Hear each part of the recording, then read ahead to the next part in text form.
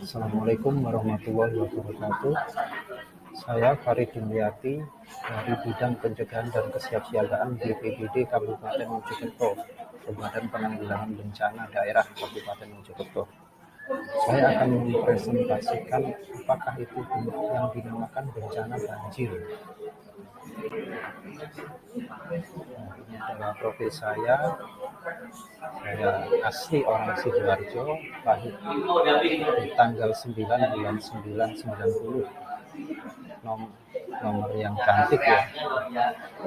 Di BPD saya sebagai pengelola data pada bidang pencegahan dan kesiapsiagaan Badan Penanggulangan Bencana Daerah Kabupaten Mojokerto. Ini nomor kontak saya, sama dengan nomor WA, ini adalah Instagram, dan ini email saya. Pertama-tama kita akan menjelaskan apa sih yang dinamakan itu banjir. Jadi ada dua pokok yang kita bisa simpulkan dari banjir itu. Banjir adalah peristiwa bencana alam yang terjadi ketika aliran air yang berlebihan merendam daratan.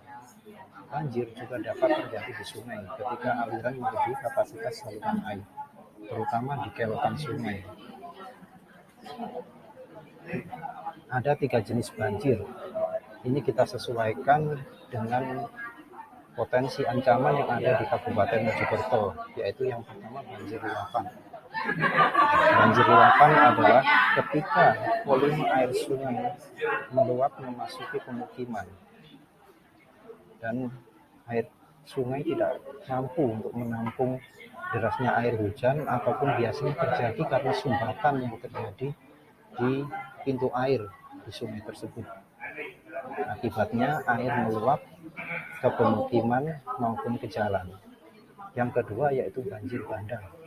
Banjir bandang hampir sama dengan banjir luapan, cuma biasanya terjadi di daerah dataran tinggi dengan volume yang cukup besar, debit air yang cukup besar, disertai juga dengan sumbatan, biasanya berupa sampah, pohon, ataupun batuan dan lumpur. Durasi banjir bandang cukup singkat, biasanya sekitar 5 hingga 10 menit, tetapi dengan daya rusak yang sangat tinggi.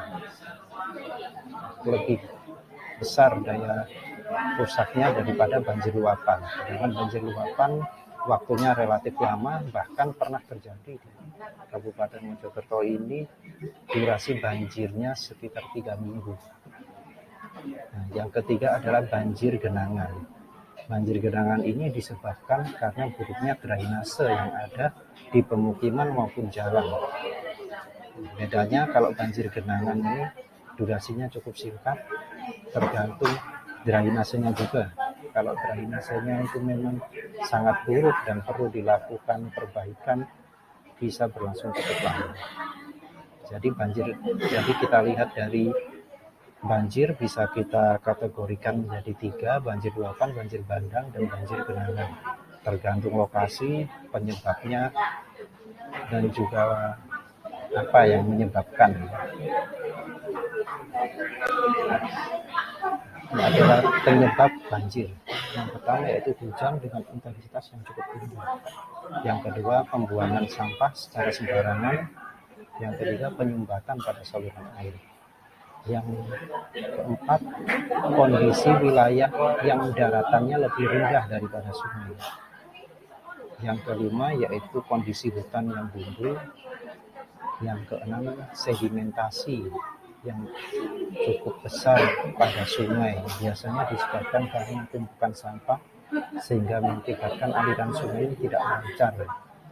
Sampah yang menumpuk dan mengendap di dasar sungai, serta rusaknya bendungan atau pintu air. Upaya apa saja yang kita lakukan dalam mencegah terjadinya banjir? Yang pertama, tentunya sering kita dengar, yaitu budaya membuang sampah pada tempatnya. Jangan membuang sampah di sungai. Hindari membuat rumah di bantaran sungai. Nah, ini karena di samping bisa berpotensi rumah kita tergenang air, juga memperlambat aliran sungainya. Yang ketiga yaitu pembersihan sumbatan pada sungai, selokan, dam atau pintu air. Nah, ini harus sering kita lakukan, terutama ketika menjelang musim hujan. Ketika sudah terjadi banjir, apa yang harus kita lakukan? Yang pertama yaitu matikan aliran listrik dan air di rumah supaya tidak terkontaminasi dan juga tidak membahayakan jiwa. Yang kedua, evakuasi ke tempat yang lebih tinggi dan aman. Yang ketiga, menyumbat celah yang berpotensi mengalirkan banjir dari sungai maupun dari drainase.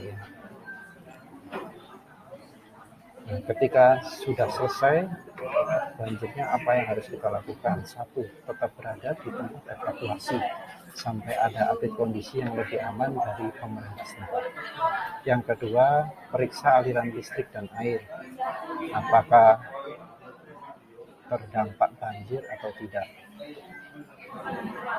Jadi setelah banjir harus kita bersihkan dulu sebelum dinyalakan. Yang ketiga, bersihkan rumah dan perabotan. Yang keempat, periksa kesehatan kita. Biasanya kalau ketika banjir terjadi, penyakit yang sering timbul yaitu penyakit kulit atau diare. Yang kelima, selalu memperbarui info terkait bencana banjir dari berbagai media, baik media cetak, elektronik, dan lainnya. Seberapa siapkah kamu akan banjir? Banjir terjadi karena dua hal, yaitu alam dan manusia. Faktor alam terjadi karena curah hujan tinggi, pasang air laut, dan sedimentasi di muara. Faktor manusia terjadi karena membuang sampah sembarangan, penebangan hutan, kurangnya resapan air, dan hindari untuk membangun pemukiman di bantaran sungai. Pencegahan pun tentunya bisa dilakukan dengan membersihkan sampah di sungai, menanam pohon untuk menambah resapan air, dan membuang sampah pada tempatnya. Saat banjir tiba, pantau informasi dari media massa.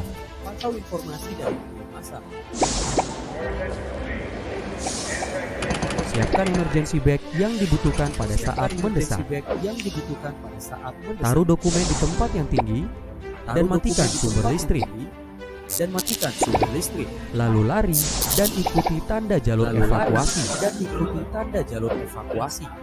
Pada saat melakukan perpindahan, hindari arus yang deras dan berhati-hatilah akan keberadaan hewan berbahaya yang bisa terbawa arus air.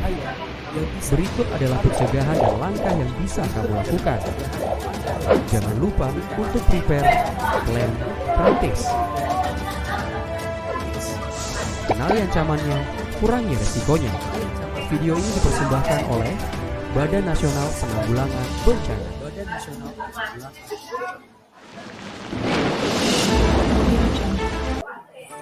Di video tadi dijelaskan bahwa kita harus mempersiapkan tas siaga bencana ketika terjadi bencana, baik banjir, tanah longsor, gempa bumi.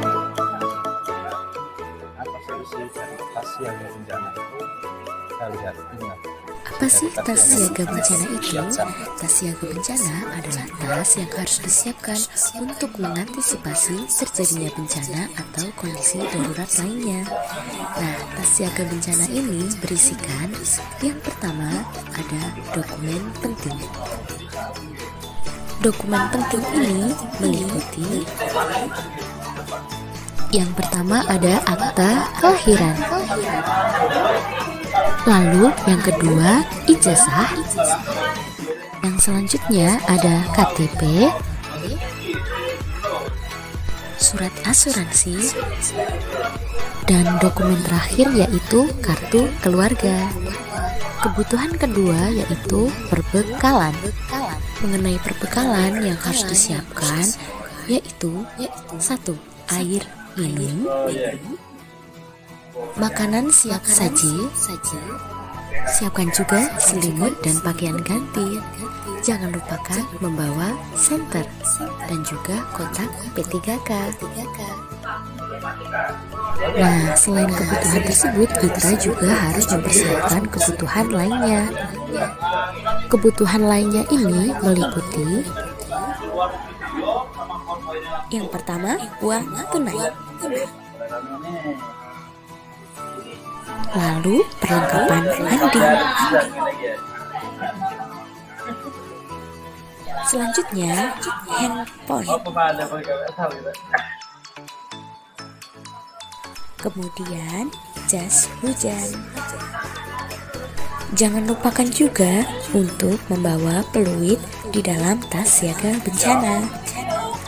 Mari segera siapkan tas siaga bencana karena tas siaga bencana berguna untuk menampung kebutuhan atau peralatan penunjang hidup selama 72 jam atau 3 hari pertama bencana sambil menunggu bantuan dari tim penolong datang.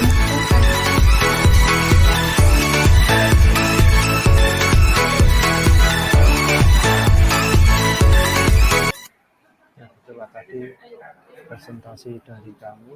Terima kasih atas perhatiannya. Ini adalah kontak person institusi kami BPD Kabupaten Mojokerto.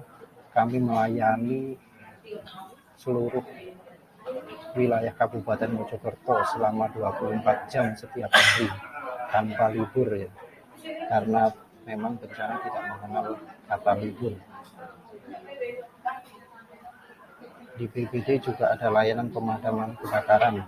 Kami punya 2 posko, di posko Jabon Mojoanyar sama posko Mojoanyar. Terima kasih, demikian presentasi saya. Wabillahi taufiq wal hidayah. Wassalamualaikum warahmatullahi wabarakatuh.